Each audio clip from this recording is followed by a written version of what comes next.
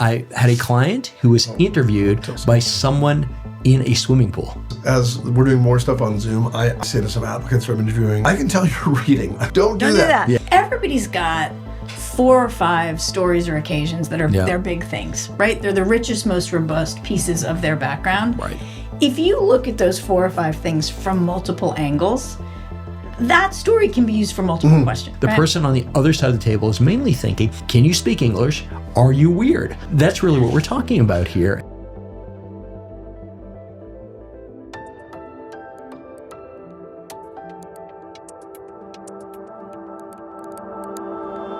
Just an HBS interview prep today with a fantastic guy that noted even the best people certainly feel the pressure. It certainly lends to a lot of anxiety. So a few just thoughts on how one overcomes anxiety before an interview. Can I start with a very basic point, which is, I think I think it's super important people just understand the role of the interview and understand that at most schools, if not all schools, it is not meant to be a pressure interview. Right. No one is trying to rake you over the coals. No one is going to ask you about anything that you don't know about. I think that's the easiest way to contextualize it. The whole thing is about you, and you know yourself quite better than anybody. Right. And so you might need to do some review of the things you shared. You might need to review your key stories, make sure they're top of mind. There's a lot of prep that goes in beyond that, but I think just walking in with the idea, hey, this is about me, I know myself well, should be the beginning of learning to relax. Right. And so there is a lot of prep to make sure that you can convey all those things, but they are trying to understand the person behind the application that somebody's going to read. That's right. This is the opportunity to see what it's like to be in a room with you in the classroom, on the campus. Right. So it needs to stay flowing in conversation. I would say this should not be a staccato Q&A. Right. And if it feels like that, then you need to swing it back into a free-flowing conversation in some way. Right. I was saying to Harold earlier, I lately have had a number of people who come into interview prep and you can just feel them gripping the table. Right. Like, That's right. I've read all my application materials. I'm prepared for the questions. I always say, like, if I called you and said, hey, my daughter's going to be in your town next week. She's really interested in what you do for a job. Would you mind spending 30 minutes and having coffee with her? Yep. You would not walk into that coffee shop gripped by, what if she asks me a question I can't answer? Right. And it's really the same thing, right? They're talking about you and your experience. Right. You have it in your head. Right. You have an answer. It's about being able to convey it comfortably. And so whatever you do to calm down, I was like, whatever you do, if you meditate, do that before the interview. And the other advice I always give people is, if you go into the interview committed to the idea that the person on the other side of the table is there to support you. They are there to help you get in. And I don't care. Some people are going to come to the interview and they're not going to be warm, or they've had a bad day and the flow isn't going to be as positive and warm as you'd like. Right. But if you remain committed to the idea that this person is on my side, the way that you engage in conversation and respond is completely different, and I think makes all the difference. No, I think you're right. And I think the other piece of that is really understanding how the interview is delivered, because I think many schools will explicitly tell you that we're there and we're on your side. You know? Right. That's right. Absolutely. We interviewed Bruce Delmonico and Laurel Rodman from Yale. Yeah, and Donald Levinson from MIT. Yeah, and all the admissions officers basically that I've spoken to are like, we're just trying to get to know you. This is not an inquisition. And I think the schools where, I think HBS is one where people feel like it's a quote-unquote gotcha interview. Right. It's not. But it's not. It's not. It's just a different type of interview, and you have to be ready for it. We have Devi on our team who did interviews for HBS, and she can tell you straight up that it is not a gotcha interview. Right.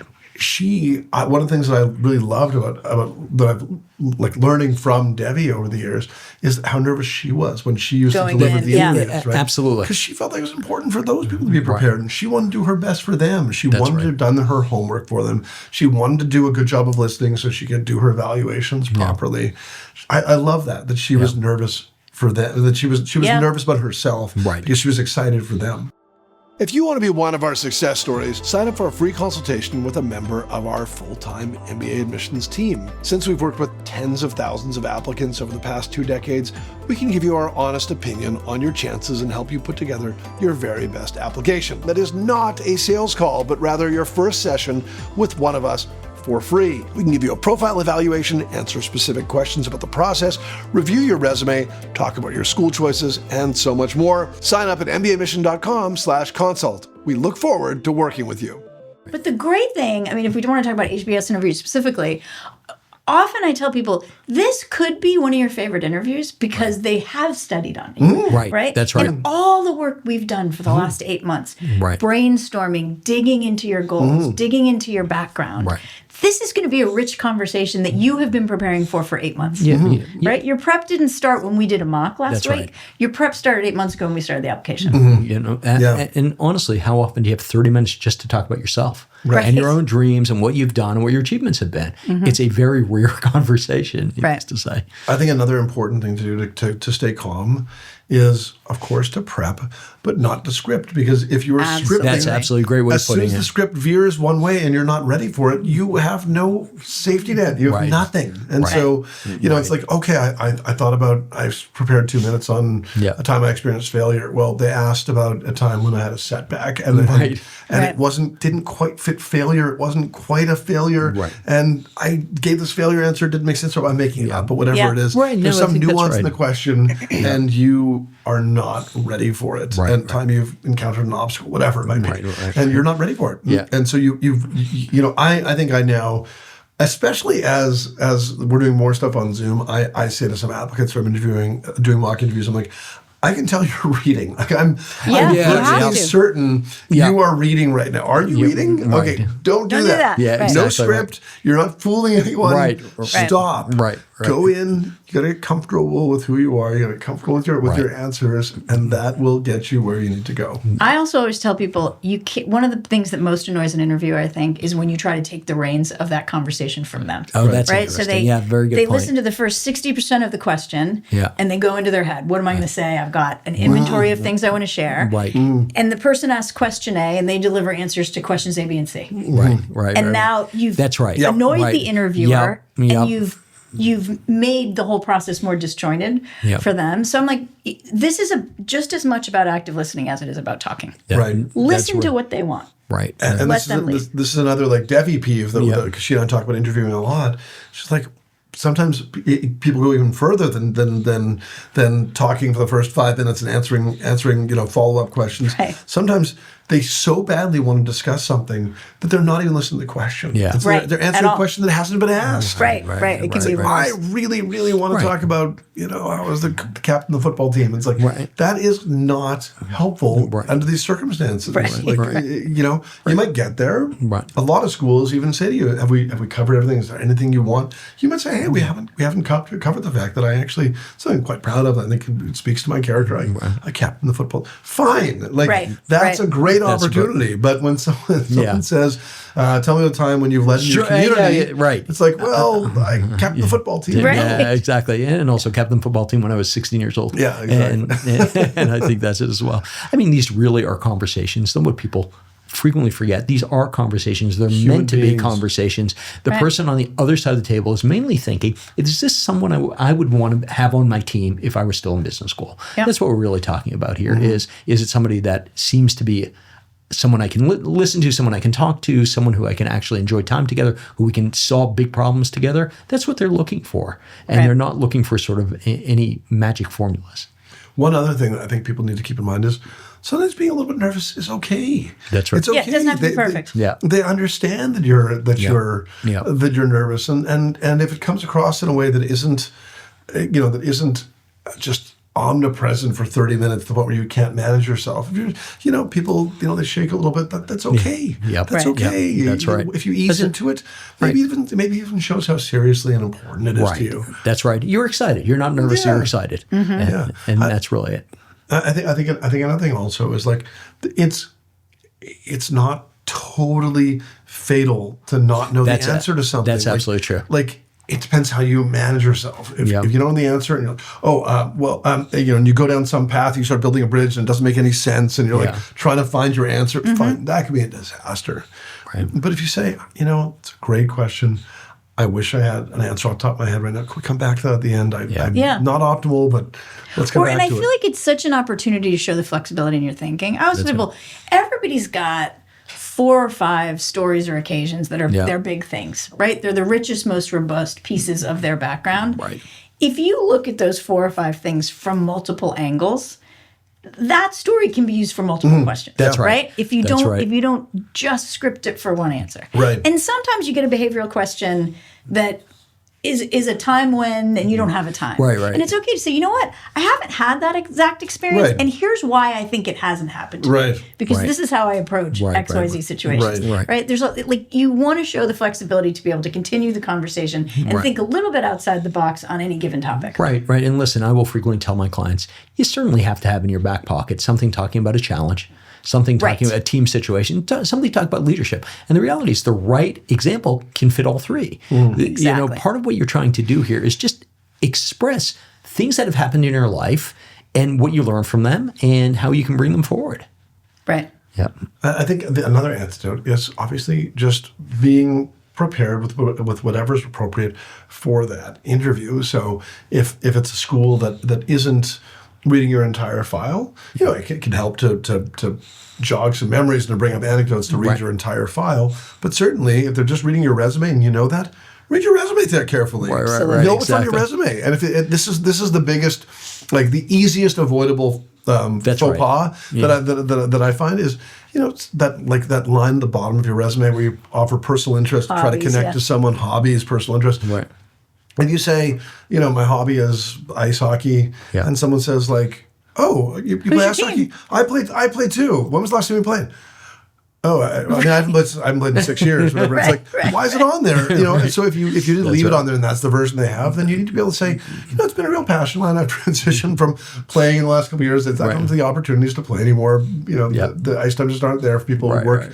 6 in the morning till 12 at night. But I am still an avid fan, and whatever it is, just know to talk to whatever the information you provided them. You've got to be ready to talk to them, talk to that information. Yeah, exactly, and also know the school. Yeah. So at the end of the day, if you haven't spent any time playing hockey, but you want to go to Tuck, you can say to them part of the reason I want to go to Tuck is I want to join the hockey team. I wish. I haven't been able to get on the ice as of late. I'm really looking forward to. Yeah, it's great. It's a super point. But just know the information. You've got to know the information that you provided to them. No, that person who 99 times out of 100, that person who's asking that question is based on a common interest. He or she is just they're trying to break the ice. They're not they're trying to break I don't the think ice. you play hockey. I want to know what's going on here. They're just trying to walk along and break the ice. Yeah. Listen, Susan and I were laughing earlier in terms of some of these interviews. The expectation is actually, probably lower than you think. Perfection's not necessary. I mean, I always joke, many of these are just walk and talk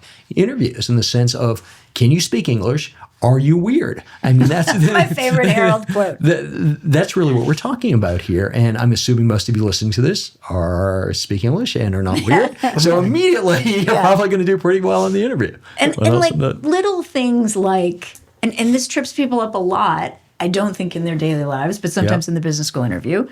Think about the level of minutia at which you're speaking. I think that's absolutely true. Provide the context so that this answer is completely relatable to me as a novice, right? Yeah. So we always say you want to start at the 10,000 foot level and then drop into detail as appropriate for the question. Right. Mm-hmm. But most of the time, if somebody starts and provides good context and a clear answer at the 10,000 foot level that is thoughtful and relatable to me, I intuitively believe, if you were thoughtful in that answer, that you know the detail.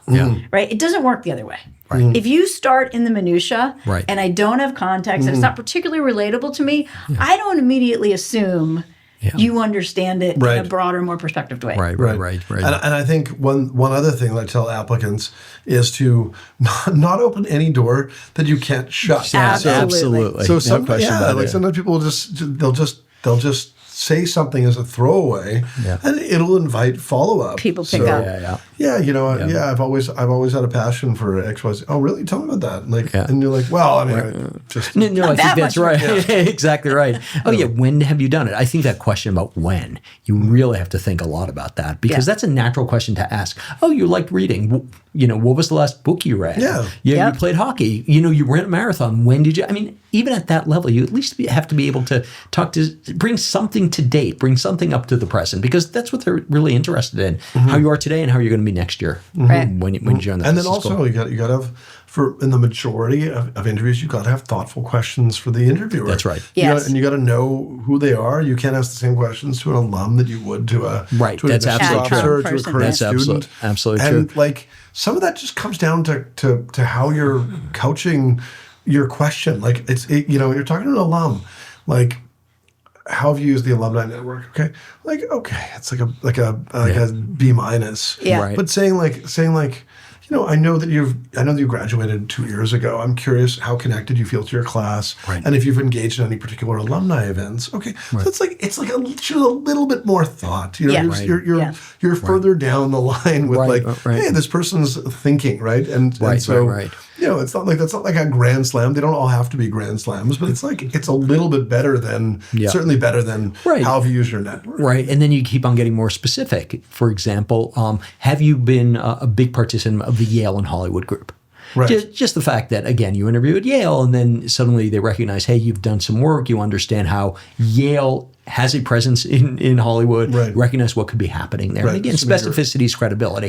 And to get back to Susan's point, I don't know where that line is in terms of being sort of nerding out on the details and at the end of the day not being able to pull it up 10,000 feet versus, some specificity in terms of I like eating, I like reading. It's that's not enough. You have to give something more than that. Well, and I think the other thing is we're talking about hitting grand slams or being nervous. It's like, I said to an applicant the other day, and I don't know how you guys feel about this, but I said to him, look, if they ask you, 15 questions, 3 or 4 of them can be, we hope they're all A+, but 3 or 4 of them can be B's. As long as overall the message is, I'm thoughtful, I came here prepared. Yeah. If the rest of them are A's and A+, that's fine. We've all conducted interviews in our lives, and people who are listening to this podcast have conducted interviews. Yeah. And you've hired someone or you've pushed someone on to the next round who hasn't crushed every single question. That's right. Absolutely. Do you want to provide the listeners with some questions to ask? No. I always tell people that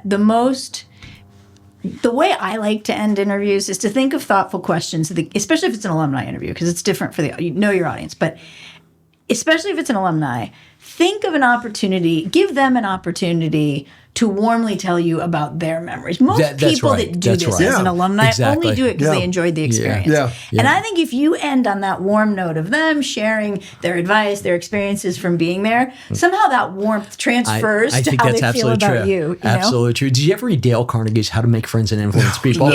Yeah. Okay. The entire book leads to the point, have people tell you about themselves. Right, for sure.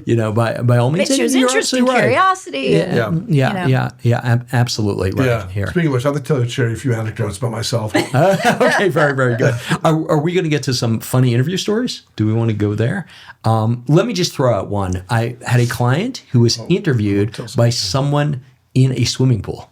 The person was in the swimming pool, and the person who was being interviewed, my client, was sitting on the side of the pool in a suit, and the person in the pool was in a bathing suit. That's insane. Yeah, that was insane. That was crazy. But I think it leads to an important point, which is that if your interview somehow goes off the rails in an inappropriate way, the schools, don't be afraid of sharing that. That's right. Absolutely. Absolutely. I know.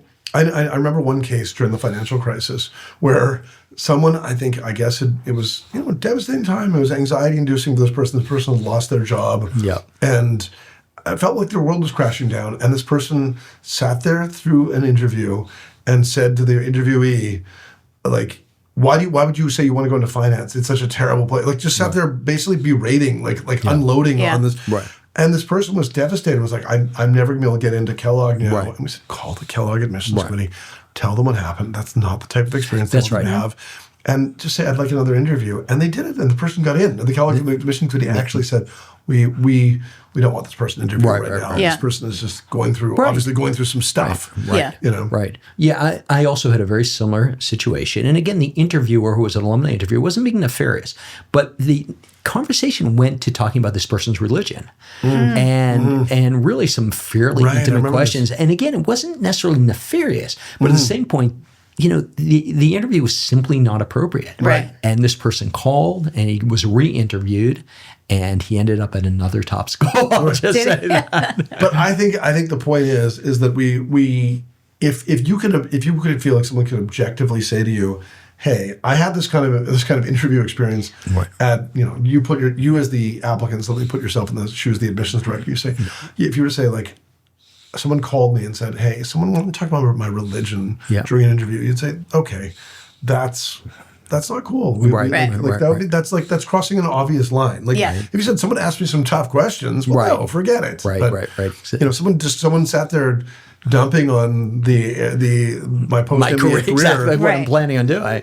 Not what you need. Yeah. I think one other thing but we should talk about before we wrap is there are also other forms of interviews, including like video interviews, which often people feel like go off the rails, and they don't. Like they just, it's like if you run out of time and you get cut off, that's not off the rails. No, I mean, it's cute.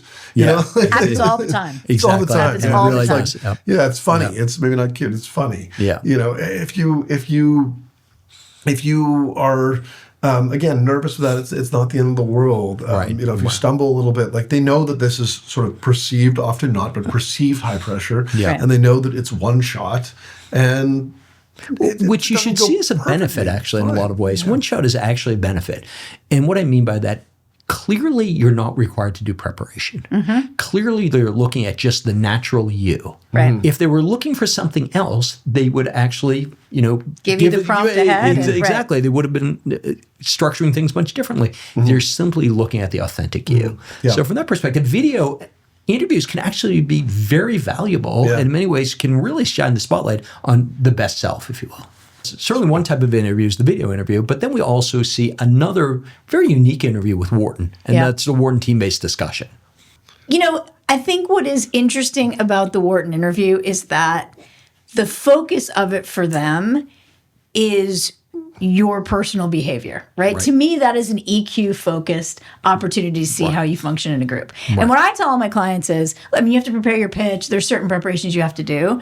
But I tell my clients, this is literally what you do every day. Right. You I walk say that into to my teams clients as well. Or meetings. And you figure out what needs to be done here to make progress. What gaps need to be filled. Who's in the corner not participating that we need to pull in. This is literally there's almost no job from a business school applicant where they're not doing that already. So exercise those skills that you already have. No, absolutely. That's exactly what I tell my clients as well. You do this every day. This is who you are. The only thing you have to prep is 1 minute. Make sure you do that. But otherwise, you're ready. You really are ready for it. Right. Yeah. I mean, I think people get nervous for interviews in general. But I think when you think about that Wharton interview, I think also understanding that there are lots of ways to contribute to that interview beyond just shouting over others, which is a terrible way. It's a terrible way to. I mean, no one wants that. Don't go into Wharton TBD and act like we do on this podcast. Exactly. I mean, so like there are ways to succeed by drawing in other people and saying, you know, we haven't heard from Harold yet. Harold, you know, what do you or you know, Susan, I thought you had a really good idea in your pitch, and I just want to explore that, but then actually sincerely exploring it. Or being a synthesizer. Different ideas that are on the table. What it's not about is airtime. It's not about having your pitch chosen. No, definitely not. I tell my clients, if you're lucky, your pitch won't be chosen because then suddenly you're not going to have the spotlight on you and all of your knowledge. And it's also it's not. I'm going to use a cultural touch point here that I really shouldn't be using because I don't know anything about it. But as far as I know, it's not the Hunger Games where only one person wins. I think. So so here, you know, we've had Wharton TBDs.